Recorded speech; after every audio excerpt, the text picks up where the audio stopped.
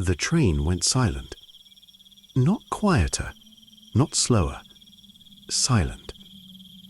Every gaze on my panel dropped to zero at the exact same moment, and the only light left in the cab was the pale glow of the emergency strip along the floor. I had driven this route 214 times. I knew every curve, every gradient, every sound this locomotive made at every speed. And in 11 years of night shifts, I had never once heard it make no sound at all.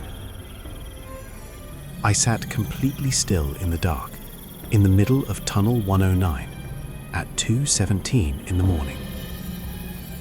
And then, from somewhere further inside the tunnel, from somewhere ahead of me, in the section of track that should have been completely empty,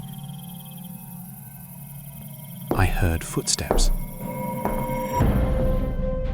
My name is not important. What matters is that I am a freight locomotive engineer, and I have worked the Northern Mountain Line for just over 11 years. The Northern Mountain Line runs through some of the most remote terrain in the country. There are stretches of this route where the nearest town is 40 minutes by road, where you can travel for an hour without seeing a single light outside the window, where the darkness on either side of the track is the kind of complete, total darkness that people who live in cities have genuinely never experienced. I chose this work because I liked the solitude, night shifts specifically, just me, the locomotive, the track ahead, and the radio if I needed it. My route took approximately 4 hours and 20 minutes end to end. I ran it 3 nights a week, always starting at 11 p.m. Tunnel 109 sits at roughly the 2-hour mark. It is 1.3 kilometers long, bored through solid granite in the early 1930s, and it cuts through the deepest section of the mountain pass. No ventilation shafts in the original section, no maintenance walkways on either side in the older stretch, just raw stone, an old track, and whatever your headlamp can reach. I had driven through it hundreds of times.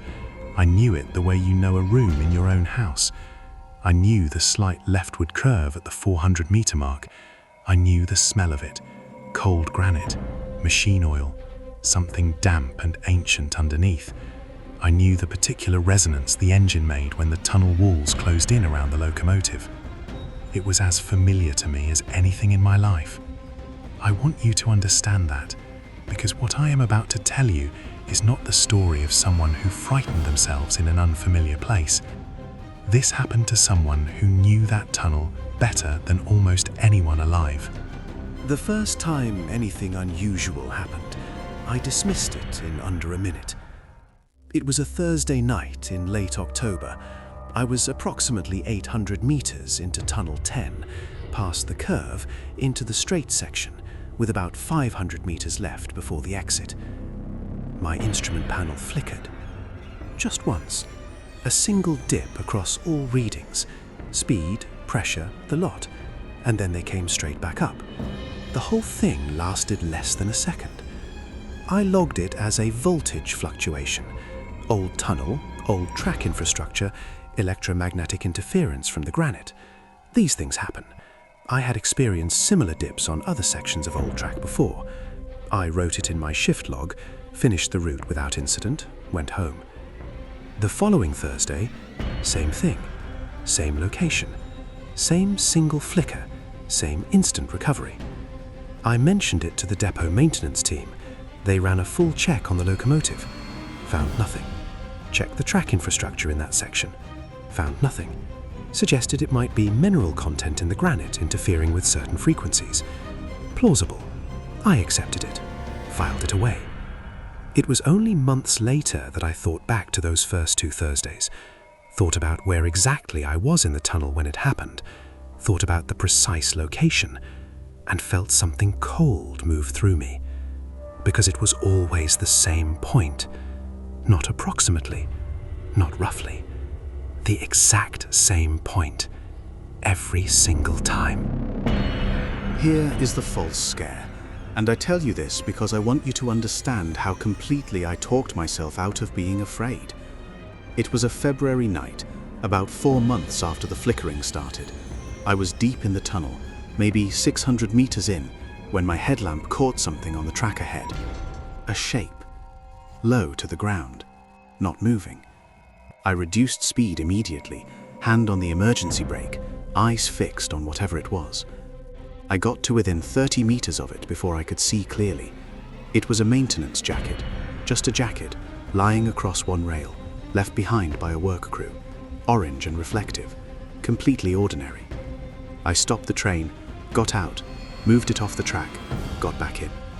My heart was going at about twice its normal rate. I sat there for a moment, breathing, feeling slightly ridiculous. I continued through the tunnel. The gauges flickered at the usual spot. I came out the other side into the cold mountain air, and I remember thinking, that's it. That's been my problem. I've been on edge in that tunnel for months, and I've been letting it get to me. I drove home feeling lighter than I had in weeks. I should have paid attention to why I was on edge in the first place. The escalation, and I think of it that way now, as an escalation, because looking back, that is exactly what it was, began in March. The gauge drop changed. It was no longer a flicker, it was a full drop. Every reading simultaneously to 0, lasting 3 to 4 seconds before recovering, always at the same point, always at exactly 2:17 a.m., give or take 30 seconds, on whichever night I passed through at that time. I reported it again. Maintenance ran checks again, found nothing again. But this time, one of the senior engineers, a man named Calloway, who had been with the company for 30 years, looked at my log entry for a long moment before he said anything. Then he asked me, "Is it the same spot every time?" I said yes. He nodded slowly, didn't write anything down, didn't ask a follow-up question. Just nodded and walked away. I should have followed him. I should have asked him then what he already knew. But I didn't. And that question, what did Calloway already knew, is one I still don't have a full answer to.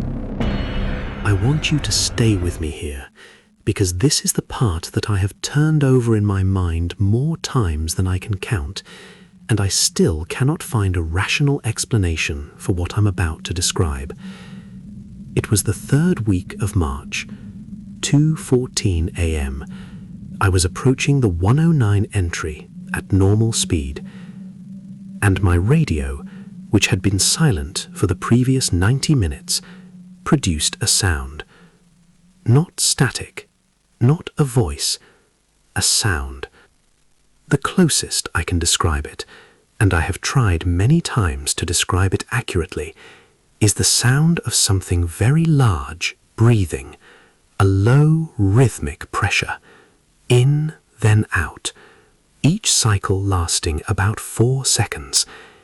It came through the radio speaker with perfect clarity, not distorted, not garbled, clear. I reached for the radio. I was going to switch channels, call dispatch, say something, but before I could touch it, I entered the tunnel, and the radio went silent. The tunnel was completely silent, not the usual resonance, not the familiar engine sounds bouncing off granite walls, silent, as if the sound had been swallowed, as if the tunnel itself had inhaled. At the 600-meter mark, the glitch. My speed was reading 47 kilometers per hour. I know this because I was watching the gauge. I had been watching it from the moment I entered. It dropped to 0. All of them dropped. And in the sudden darkness of a dead instrument panel, my headlamp still running on its independent circuit, I saw something on the track ahead. A figure, standing between the rails, facing me. I hit the emergency brake. The train began to slow. The figure didn't move. I was watching it, hands on the controls, every part of me focused entirely on what was ahead, and then the instruments came back. All of them. Simultaneously, exactly as they had dropped. And the track ahead was empty. Nothing on the rails, nothing on the walkway ledge, nothing at all. I sat in the moving, slowing train, and I looked at the empty track, and I thought, the light played a trick. The sudden darkness and return of light created an after-image. You saw what your fear wanted you to see.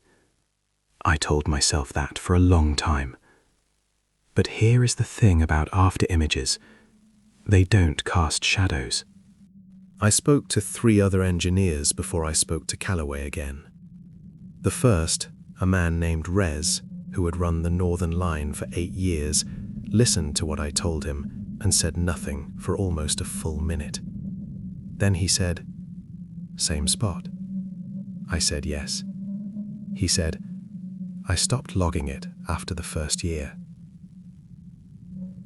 The second engineer, younger, maybe 30, told me she had applied for a route transfer 6 months ago and refused to say specifically why.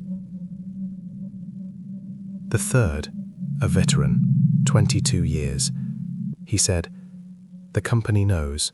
They've known since the 80s. There was an incident during construction. A crew worked a night shift in that section, and 3 of them walked off the job the same morning. None of them would say what happened. The foreman's report just said, 'Disturbance in Section 4. That's it. That's all it says." I asked Callaway about it directly after that, cornered him in the depot after a shift. He looked at me for a long time. Then he said, "The mountain is old, older than the tunnel, older than the railway. Some things were there before we put a track through them." He picked up his bag. "Just drive through it," he said. "Don't slow down, don't stop. And whatever you think you see at the 600 mark, don't look directly at it." He left. I stood in the empty depot, and I realized he hadn't asked me what I saw. He already knew. I want to tell you the last thing, and then I want to tell you something about the logs. 3 months ago, I submitted a formal report requesting a full investigation of Tunnel 10. Instrument anomalies, consistent location, multiple engineer testimonies. I attached my shift logs going back 2 years. I asked for a response within 30 days. I received a letter 12 days later. It said, "Investigation completed. No fault found with track infrastructure or rolling stock. Reported anomalies attributed to electromagnetic interference from geological formations. No further action required." 12 days for a formal investigation into 11 active reports across 7 engineers. 12 days. I have driven Tunnel 10 19 times since I submitted that report. The gauges drop at the same point every time. The silence happens every time. I do not slow down. I do not look directly at the 600-meter mark. But 3 weeks ago, something changed. The gauge drop at the 600 mark lasted 11 seconds, longer than it ever had. And when the instruments came back, my speed was reading 6 kilometers per hour slower than it should have been. The train had slowed. I had not touched the controls. Something else had. And last week, for the first time in 2 years of this, for the first time since this started, I heard the breathing on the radio again. But this time, it wasn't coming from the speaker. It was coming from behind me. In the cab, where no one else was sitting. I don't know what is in that tunnel. I don't know if it's something geological, something electromagnetic, something that science will eventually have a clean explanation for. I don't know if the figure at the 600 mark is real, or a trick of light and fear and a tired mind at 2 a.m. What I know is that 7 engineers across 11 years have all reported the same thing at the same location. What I know is that the company investigated in 12 days and closed the file. What I know is that Callaway, 30 years on this line, a man who has seen everything, told me not to look directly at it. Not, there's nothing there. Not, it's just interference. Don't look directly at it. That is not what you say to someone who is imagining things. I am still driving this route. I don't have a good reason for that. I have asked myself many times why I haven't transferred, why I haven't walked away the way that younger engineer did. I think part of me needs to understand it. And part of me, the part that remembers the breathing in the empty cab, is starting to wonder if it already understands me. If you ever take a train through a long tunnel late at night, and the carriage goes quiet in a way that feels different from normal quiet, don't look at the window. Whatever is on the other side of that glass at 2 a.m. in the dark is not your reflection.